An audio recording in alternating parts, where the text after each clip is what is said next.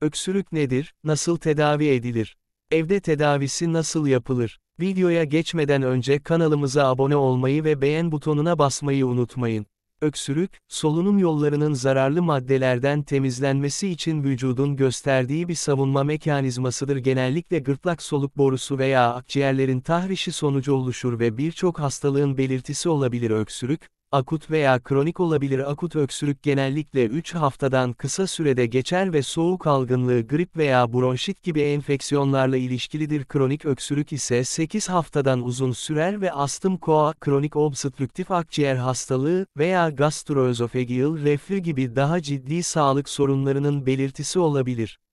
Öksürüğün nedenleri. Öksürüğün birçok farklı nedeni olabilir. Soğuk algınlığı ve grip en yaygın nedenlerdir. Bunlar virüslerin neden olduğu enfeksiyonlardır ve genellikle burun akıntısı, boğaz ağrısı ve öksürük ile karakterizedir. Sigara içmek de kronik öksürüğün yaygın bir nedenidir. Sigara dumanı solunum yollarını tahriş eder ve sürekli öksürüğe yol açar. Astım hava yollarının kronik inflamasyonuyla karakterize bir hastalıktır ve hırıltı, nefes darlığı ve öksürüğe neden olabilir. Alerjiler, özellikle polen, hayvan tüyleri veya toz gibi alerjenler maruz kalındığında öksürüğe yol açabilir. Gastroözofageal reflü hastalığı, mide asidinin yemek borusuna geri kaçması sonucu oluşur ve bu da öksürüğe neden olabilir.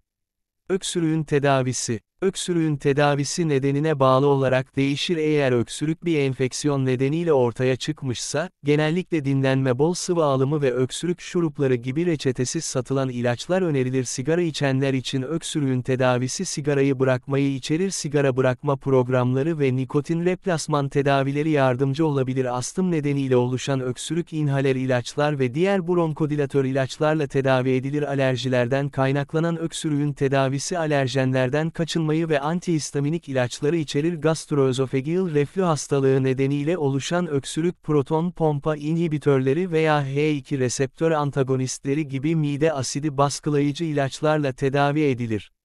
Evde tedavi yöntemleri. Bol su içmek boğazı nemli tutar ve tahrişi azaltır. Bal boğazı yumuşatır ve öksürüğü hafifletir. Sıcak içecekler, örneğin bitki çayları veya sıcak su buharı, mukusu inceltir ve öksürüğü hafifletir. Tuzlu su ile gargara yapmak boğazdaki mikropları temizler ve tahrişi azaltır. Nemlendirici cihazlar havayı nemlendirir ve boğazı yumuşatır.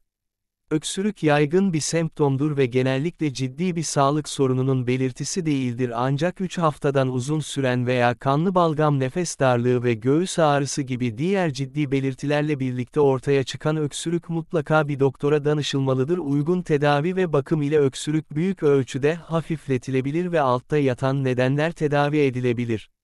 Kanalımıza abone olmayı ve beğen butonuna basmayı, kanalımıza destek olmayı unutmayın.